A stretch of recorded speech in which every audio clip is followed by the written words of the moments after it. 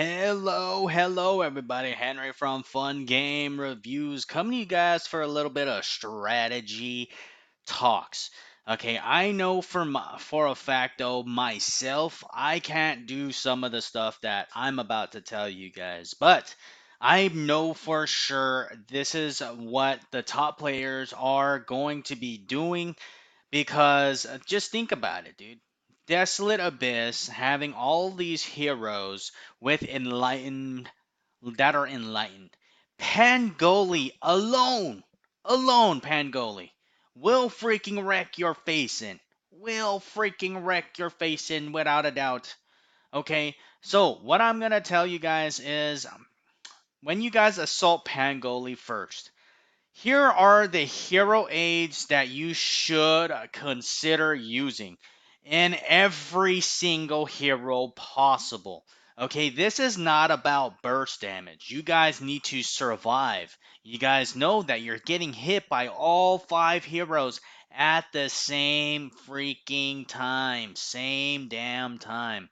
Alright, so hero aids to use for Desolate Abyss. I'm going to be telling you guys this particularly in this video. So, I would guarantee you 100% you're going to want to 1,000,000% have Berserker. Berserker is going to definitely cause it so that they don't do as much damage to you right off the bat. But regardless, that Pangoli can really strike a punch.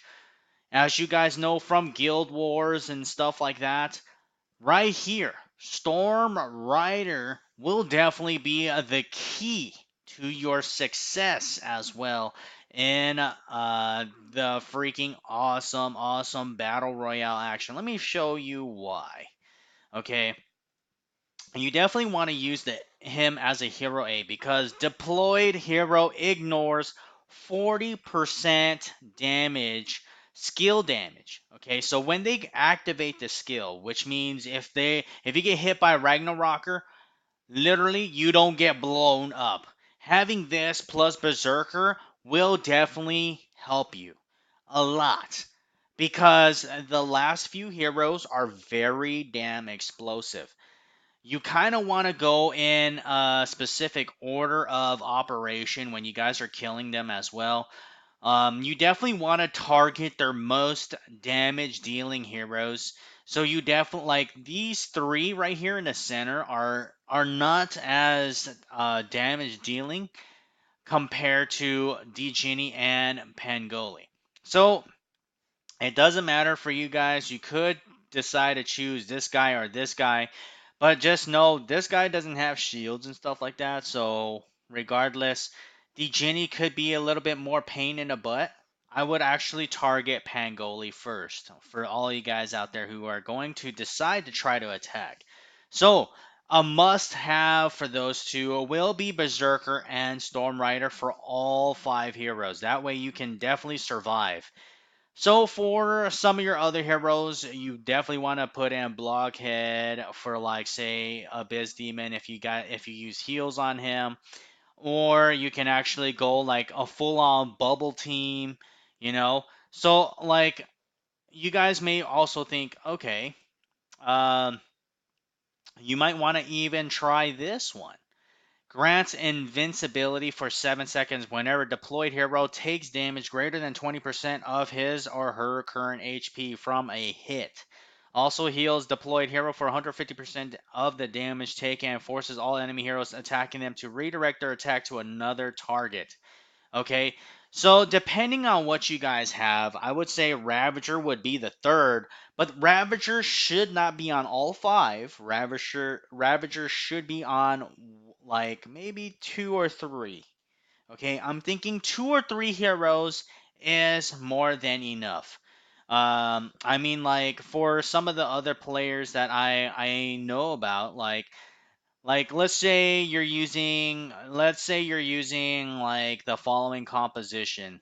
If you're using like my composition where I'm using the following heroes, let's just pretend you're using my composition. I mean, my composition right here for Battle Royale is not optimal for the last stage. So just giving you guys a fair heads up that this will not be for the last stage. Like this definitely needs to change. I want to personally make a full stun team in order to do this. So like when I say full stun team, I'm thinking like like Landslide could be in there because his divine could definitely help. I mean, right now I'm just gonna be putting in heroes to kind of think about the different things you can do to try to stun. Okay, like Berserker's probably gonna be needed, so you can try to do as much damage as possible, and you want to have a tank. Like having those two tanks can potentially help you, but not really. But it has its potential of doing some greatness for you. Okay, so let me think as well. You can do Wonton. Wonton will like lock their skills and stuff like that. So Wonton can definitely become one of them. You definitely want to try keeping at least one healer though. Toxic Shaman may be the best for you guys to try to keep the heals on your team. So Toxic Shaman can be like left there to remain. But yeah, like I said, it would be Wonton. It could even be Djinni for those of you guys who use Djinni out there. Another thing you can probably do, you might actually be even able to use this guy in general. Pulls one random enemy hero to Ravager and inflicts a stun for 5.9 seconds when he sweeps his sword around. So you can see that pulling will also stun. You have to use a stun team. It doesn't. Wizard team lineups, none of that, nothing works with mercenaries. It has to be hero based stuns. Like everything has to be stun worthy. So you can do it like this. Maybe instead of having two tanks, you choose one tank. Okay. So this does require a lot of resources, guys. I know for all you free to play players out there that are like, this is gonna be impossible. I'm gonna tell you, even the knobheads are struggling. So don't feel bad. The knobheads are struggling too. You're not the only ones. Um, even although the top guilds destroyed it, I mean, even some of them struggled, because you're pulling all five heroes. So because you're gonna never be able to pull one by one, you have to pull all five. Okay, because of that factor, you are required to use stun teams. So you can like this is a composition I can say could totally work. But even this one may potentially be better, instead of Landslide, because Landslide only has his Divine, while Wonton can consistently keep pushing them back, while Ravager can pull them back forward and stuff like that. Recommended though. I mean, the last stage has four freaking inline heroes. You definitely want to go in there with like five inline heroes, to tell you the truth. Because if you don't have them enlightened and they're not like that tough, they will get obliterated. So literally to try to prevent as much damage as possible, these are definitely going to be required. For those of you guys who are trying to go in kind of the cheaper method, okay, if you don't have all these berserkers, you can probably do all arcane, Arctic lords, but that would kind of be a waste of rings. Like berserker helps you more in the end, okay?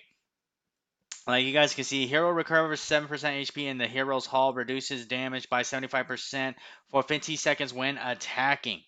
Okay, so when attacking, you guys can see that, right? Okay, so literally, uh, damage taken is reduced by 75% as well as Berserker. I know for those of you guys who don't have Storm Rider like crazy, Ravager like crazy, you can try to substitute a little bit. So, like, you can have Arctic Lord in every single spot um, as well. I know damage wise, you definitely want to have a lot of high level heroes. You definitely want to have everybody at level 20 skills. It all depends. Okay. And for some of you guys, I'm pretty sure you guys are going to be asking me, why not Arcane Caster? Why not like some of the more explosive ones? Let's put it this way, you can even try using Enchantress if you wanted to, but even Enchantress could potentially die really rapidly. But the fact that, like, let's just say having the following three hero aids really would benefit you tremendously.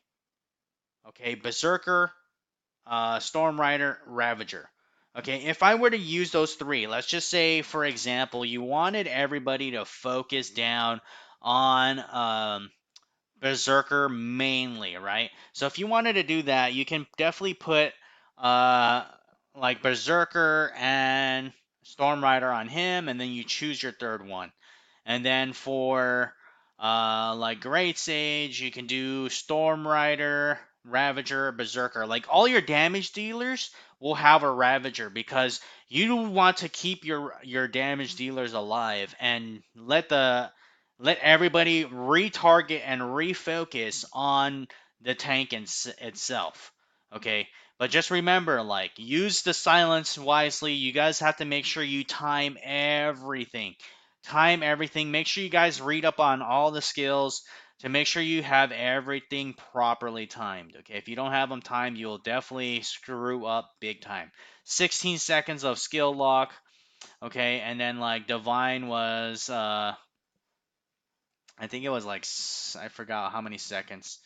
Let's see, for 5 seconds, but it locks them for 10 seconds. Okay, immune for 5 seconds, but locks them for 10 seconds.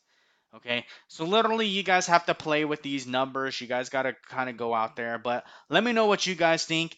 Give me some ideas as well in the comments down below. Don't forget to like, subscribe, and share. And I hope this really helps you guys when you guys officially reach it. Okay, at least you guys being able to see the heroes and where it's positioned definitely will get you guys a little bit ahead of us because you guys can contemplate, conjure like the ideas in your brain, brainstorm it out, and kind of see what you guys are gonna do to try to get this boss down.